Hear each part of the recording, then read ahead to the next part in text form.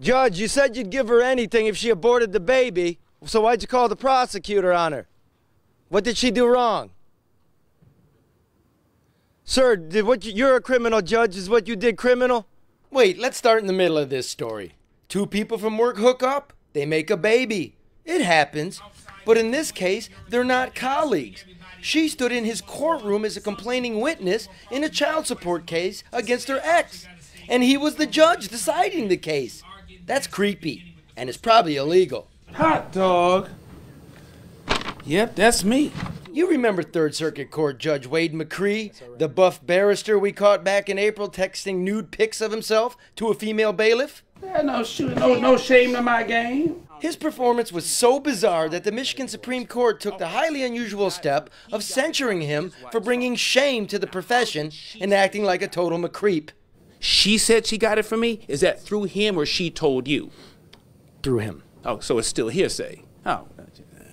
Well, this isn't hearsay.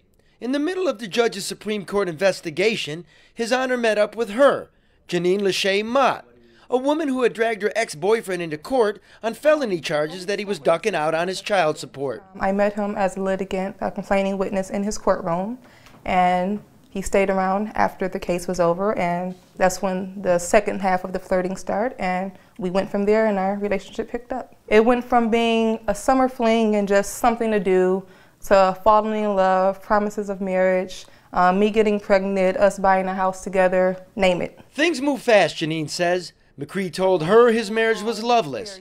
Janine showed us hundreds of messages the two exchanged over the months, including this one where McCree asked her to keep the relationship under the covers. McCree: my judicial tenure commission has me nervous. As you might expect, I have to be real careful until this matter's put to rest.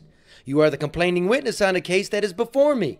Naturally, if it got out that we were seeing each other before your baby daddy's case closed, everybody could be in deep shit.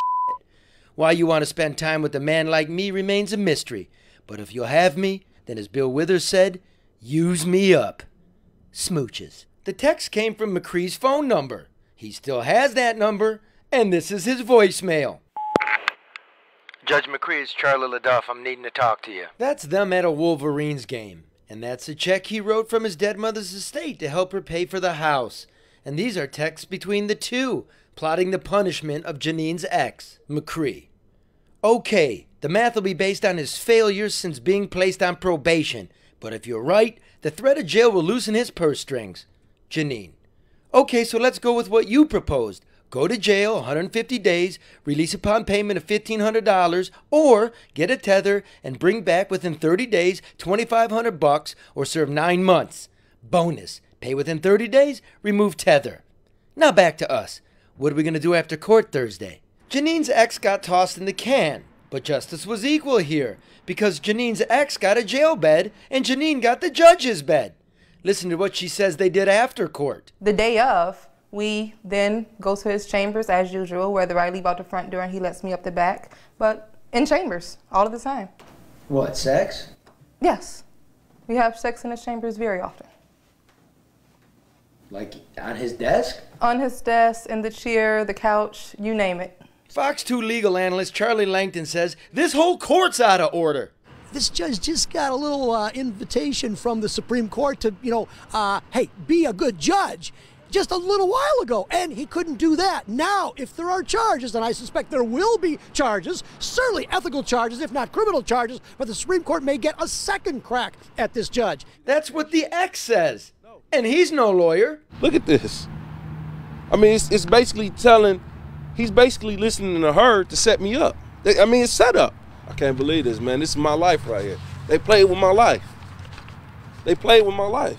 Janine says Judge McCree promised to marry her. She even went with him to file the divorce papers. Then she got pregnant. And then she went to the OBGYN. Janine: have you been sleeping with anyone else during our relationship? Even oral sex?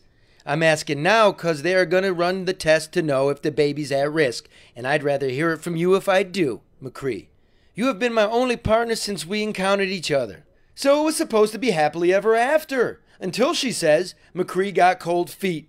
According to the text sent from McCree's phone, his wife found out about the baby and wouldn't grant him the divorce unless Janine aborted it. McCree: Yeah, let's talk. I want, and does Laverne, this termination. You'll get whatever you want for it. I've been clear on that from the get-go. Whatever you want, you shall have. Janine.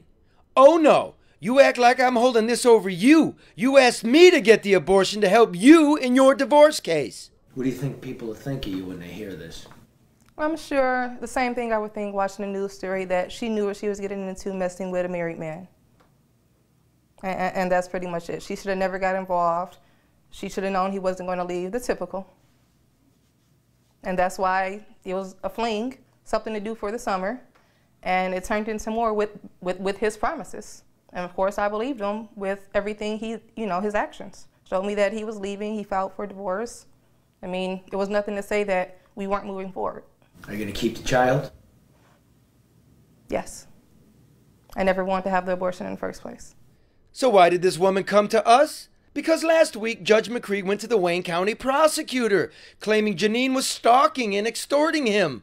Judge McCree failed to mention his baby, the house, or the child support case to the investigators. Still, the investigators looked into it and found his complaints baseless. Hey, Judge, do you have a moment? No, I do not. I want to talk to you about Janine Lachey. Sorry, cannot do it. Did you have a relationship with her while you had her case in front of you? All matters are with the prosecutor's office, and I cannot have any conversations with you. These are your text messages? You don't want to comment on these? Judge, you said you'd give her anything if she aborted the baby, so why'd you call the prosecutor on her? What did she do wrong? Sir, you're a criminal, Judge. Is what you did criminal? Hey, come on, talk to me, Judge. Come on, Judge. You don't get 3 strikes when you're a judge. You probably get 1. You certainly don't get 2. This guy is probably going to be gone. And she's pregnant? Wow. What, he's going to be put on child support?